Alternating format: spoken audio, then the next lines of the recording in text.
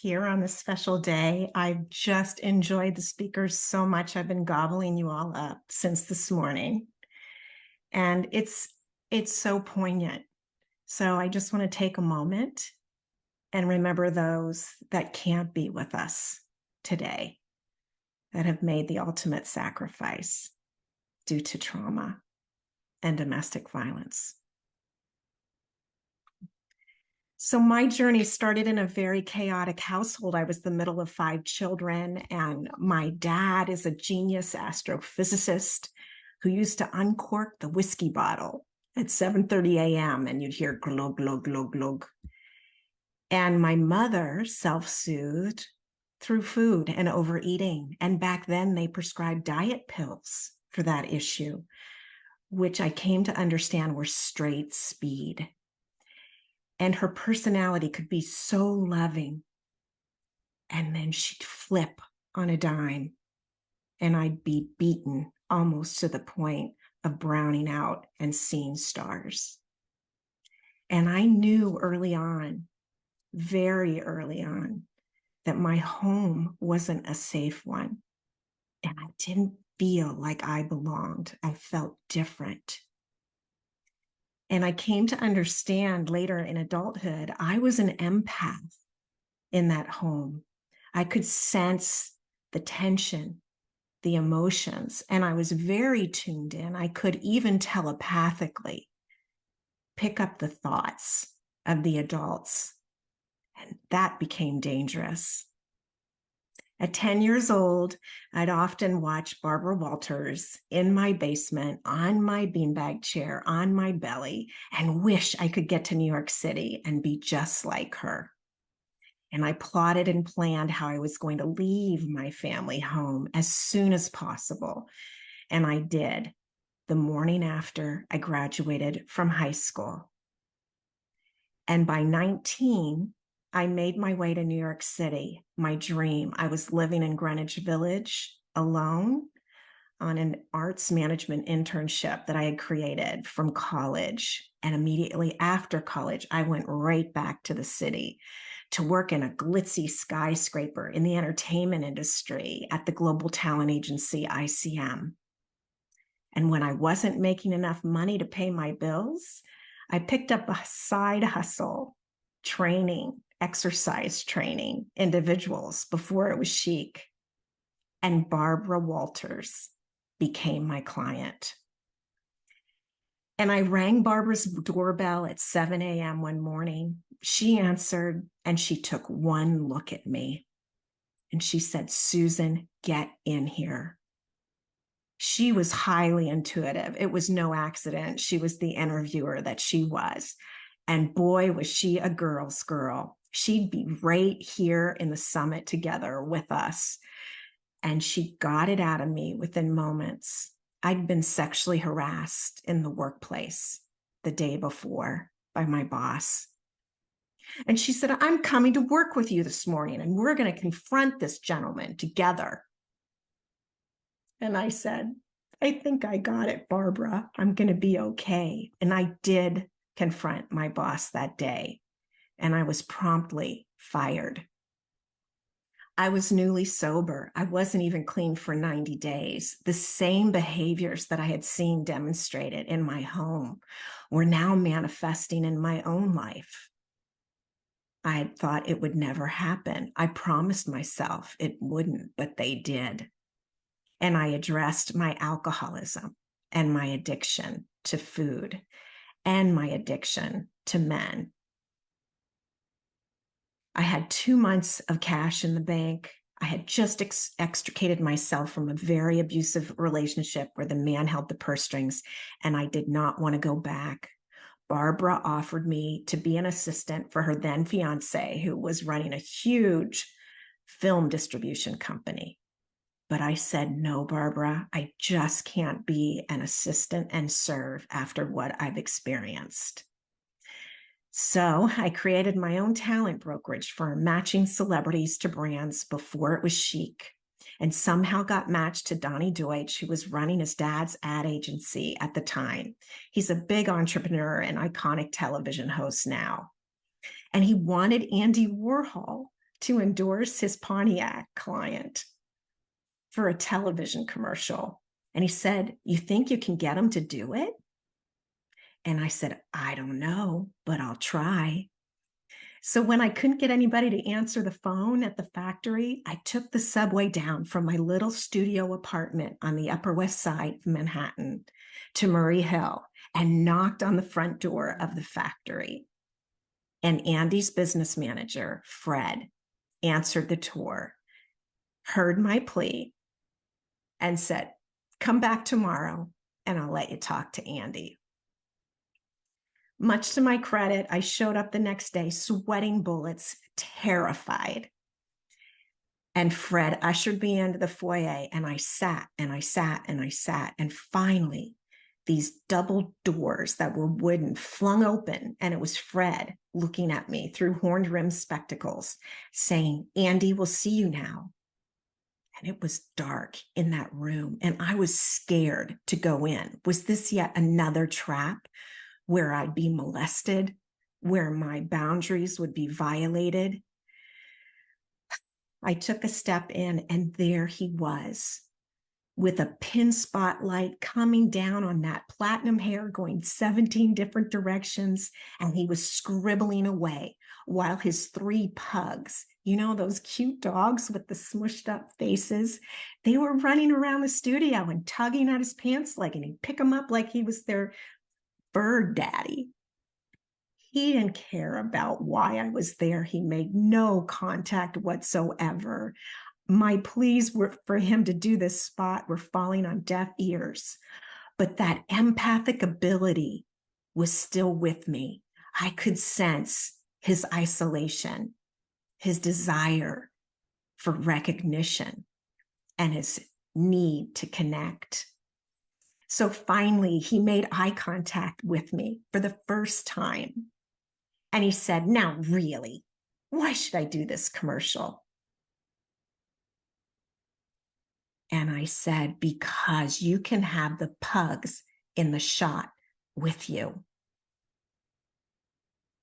And I didn't know if that was true or not. But he said yes. And off I went, becoming known to match celebrities with brands and to go on to become a producer in television and film. And I wrestled with 10 years of clinical depression off and on, and the ghosts of my past and the trauma of my present. I was still living from the outside in rather than the inside out. I didn't understand that really. I didn't understand that hard stuff, and certainly didn't want much to do with my inner child who'd slogged through everything with me. And then I got a call from a friend who was running a show out in LA, and she needed me to come to LA to bring celebrities to the talk show table. It was a great career move. And so I jumped at it. But really, it was to meet my greatest guru, as in teacher. And it was the man who would become my ex-husband. I was really accomplished. My friends didn't understand why these men I had in my life often were Peter Pan incarnate. Little did I know I was matching myself with my dad and creating the same traumas I had lived through repeatedly, and shoving that intuitive voice that was so clear within me way down, down deep. And I fell in love with a man I thought was perfect. He said and did everything that was dreamy. We were in the same field. He was an idiot savant when it came to golden age of Hollywood movies, and he seemed like a character right out of one of those movies. And fact is, he was. He had no authentic construct, but I didn't understand the word narcissist then, even though I'd heard it many times, just like I heard the word alcoholic and still got into relationships with them and tried to fix them. Well, we lived together for a long time, and then eventually decided we wanted to have a child, and we married. And I bought a home in Southern California for our family, and things got rough. The wheels started to fall off the cart. I was becoming drained. I wanted to kill this man. The rage was so deep.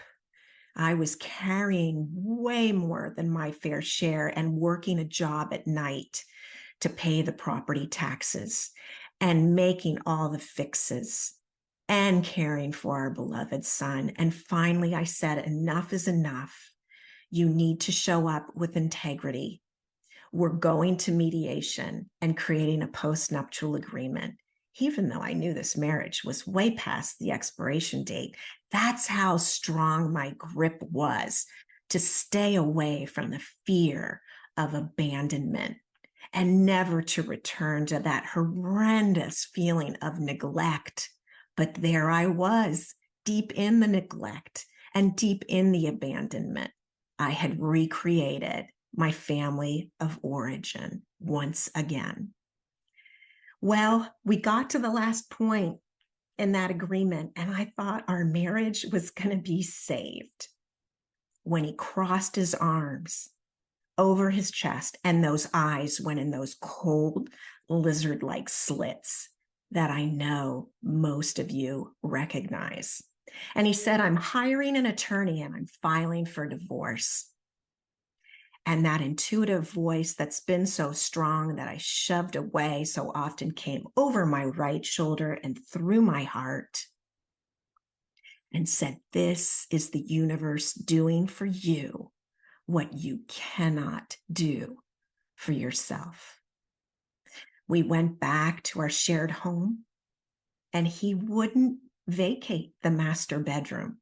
So I, by choice, took a mattress across the house, through the garage into a partial conversion, and laid that mattress on the floor and was in that tiny makeshift room for the year it took to come to an agreement where we were finally divorced. It was a year of holding no contact, no verbal contact, and no eye contact with a man that I had loved and treasured. And it was excruciatingly painful to see the dynamic of our relationship in black and white in front of me. I couldn't extricate it.